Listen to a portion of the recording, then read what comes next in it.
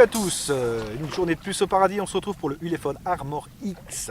Donc retour sur un mois aussi de celui-là, donc en même temps que le Redmi 6.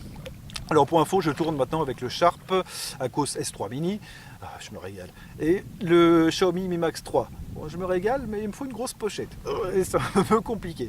Donc pas de souci, on va aborder d'abord l'aspect esthétique.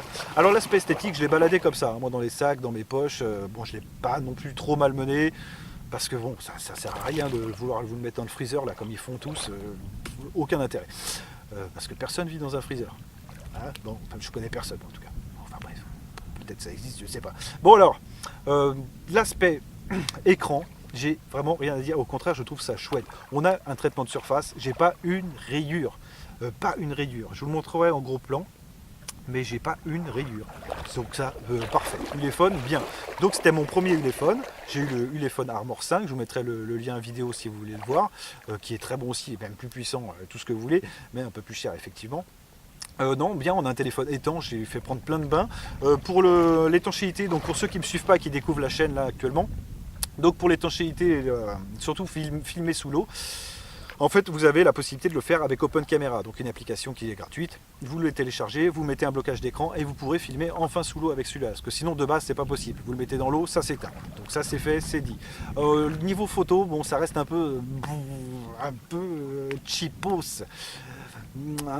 C'est la colorimétrie, moi, qui me plaît pas. La colorimétrie est un peu chiante en plein soleil. Par contre, j'ai remarqué, j'espère que j'en ai pris quelques-unes, quand il n'y a pas beaucoup de lumière, la photo est propre. Bon. Vous emballez pas, ça va être sur 20 mètres maximum. Maximum, vous aurez une belle colorimétrie, une photo belle. Je pense sincèrement, si vous faites la comparaison avec un autre téléphone un peu à ce prix-là, vous pourrez dire ouais, la photo est belle. La photo est belle. Pour les réseaux sociaux, bien sûr, je ne vous irai pas faire un poster ou la faire développer, mais pour les réseaux sociaux, c'est grandement suffisant. Alors sur les côtés, c'est vrai que les plaques en alu, je m'attendais à ce qu'elles prennent un peu de choc, un peu de machin, d'un peu de griffe surtout, et en fait non, ça fait vraiment bien le boulot. Donc il faudra aller voir sur AliExpress, je ne m'en suis pas occupé. Allez voir sur AliExpress, voir si on peut pas changer les couleurs, parce que c'est vrai qu'il n'y a que 3 vis à enlever, et mettre une autre couleur, ce serait cool. Ah, ce serait pas mal. Donc le deuxième capteur, je reviens sur la photo, je rebondis là-dessus, deuxième capteur, pour faire les faibleurs, non, j'aurais préféré un autre capteur un peu plus balèze, quoi. Même si ça fonctionne bien, l'autofocus est là, même en vidéo, hein, c'est vraiment nickel. D'ailleurs, je reparle un peu d'Open Camera pendant que j'y pense. On peut filmer en 60 fps avec Open Camera. Très bien. Il n'y a pas d'annulation de bruit, par contre, en tout cas, je ne l'ai pas trouvé. Mais on a un son qui est vachement bon aussi, je trouve, pour du téléphone. Et pour un téléphone étanche, le son est vachement bon. D'ailleurs, je rebondis encore là-dessus.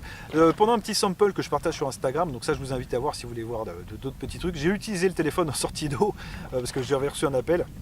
Le son HP, non, nickel, pas de détérioration et on m'a entendu bien nickel.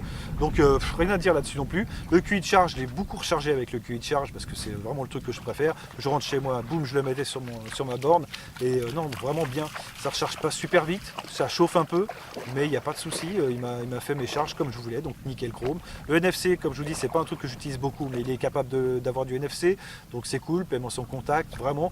Pour un téléphone à 100 balles, 110 €, je trouve ça bien. Après, c'est toujours pareil, il y a deux écoles. Soit vous voulez un téléphone comme ça et assumer son design, parce qu'il faut l'assumer.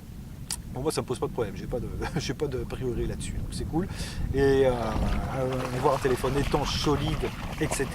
Ou soit avoir un Xiaomi, machin, tout ce que vous voulez, mais pas étanche. Ouais, mais vous pouvez aussi avoir les deux. Donc pareil, un petit truc que j'ai aimé comparé au Doogee S60 Lite que je vous avais présenté, c'est que là on n'a pas besoin de tournevis pour changer. Donc si vous voulez vous faire une balade et pas abîmer votre super beau téléphone Samsung de la mort qui tue et prendre celui-là, boum, vous y accédez avec un ongle. Vous enlevez votre carte SIM de votre Samsung, vous le mettez dedans et boum, c'est parti. Pas besoin d'un tournevis pour enlever la plaque, remettre les vis qui tombent sous la table, comme avec le Doogee. Ah, c'est vrai que ça pète, mais c'est chiant, c'est chiant. Donc là, ça fait le même boulot, c'est étanche, tout pareil. Donc voilà, rien à déplorer. Donc ça, c'est cool. Qu'est-ce que j'ai dit encore? Alors, j'ai eu aussi noté l'apparition, il y a beaucoup de mecs qui ne l'ont pas dit. À croire qu'ils ne détestent pas. Il y a beaucoup de mecs qui ne l'ont pas dit, c'est qu'en fait, vous allez dans les paramètres, donc là, je répète pour ceux qui sont habitués, et vous allez cocher la case DuraSpeed. Il faut la cocher absolument. Et là, vous retrouvez votre 6739 qui fonctionne bien. Donc, capteur d'empreinte, nickel. J'utilise le Face Unlock depuis le test. Parce qu'en fait, quand j'avais les gants, c'était super chiant, le capteur d'empreinte, effectivement, ne marche pas. Et taper le code, c'est relou. Donc j'utilise le Face Unlock, c'est un Face Unlock, hein, les genres de trucs qui se débloquent avec une photo de vous. Ouais, je sais, niveau sécurité, c'est pas le top, mais bon. Donc ça fonctionne bien, ça vous fait un outil une main. Donc avec le gant, le machin, tu le sors de ton sac, boum, tu regardes, et voilà, ça fonctionne. Parfait. Donc c'est vrai qu'on a un peu tout. Le son, j'ai pas eu de perte de son après les bains. Le son est toujours puissant, pas beau, pas sublime, quoi. Pas comme un Note 5, pas aussi fin, mais puissant. Donc c'est vrai que dans ton sac, tu l'entends, dans ta poche, tu l'entends, vraiment propre. Non, je regrette toujours un peu l'esthétisme là, hein, comme je vous avais montré dans la première vidéo. Les semblants de vis, là, les dessins de vis, c'est complètement con. Je suis désolé, je n'ai pas d'autres mots en tête. Ça fait enfant, quoi. C'est dommage. J'ai l'impression d'avoir la dinette.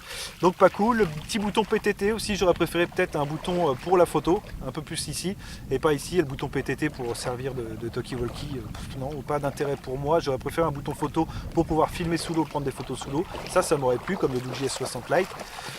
On l'a pas, bon bah voilà, c'est un peu dommage. Sur le téléphone Armor 5, on l'a pas non plus, c'est un peu dommage aussi. Donc là, pour finir la vidéo, je vous mettrai un sample que j'ai fait aussi, que j'ai partagé sur Instagram avec Open Camera. Donc Open Camera est capable de faire filmer ce téléphone-là en 60 fps. Bon point aussi, vraiment très bon point. Donc voilà, ça vous êtes prévenu. Et vous allez voir une petite vidéo comme ça où je l'ai mis dans l'eau, j'ai sorti de l'eau avec une perche. Enfin, je suis un peu pris la tête sur ce coup-là. Donc bah écoutez, sur ce, j'espère que ça vous a plu, mon petit retour. Mettez un pouce en l'air, abonnez-vous si ce n'est pas déjà fait. Et on se retrouvera sûrement pour du son. Là, ça va être un mois où ça va être beaucoup du son. Donc encore quelques petites enceintes à faire, des casques à présenter et des DAC audio à présenter.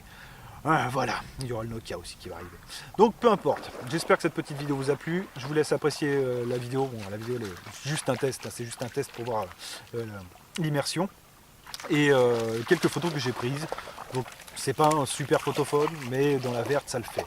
Donc ça, il y aura le lien dans la description. Je pense que ce sera un lien Banggood parce que c'est eux qui font les prix les moins chers sur les rugged phones. Et voilà, donc sur ce je vous laisse, je vous dis à plus et à bientôt.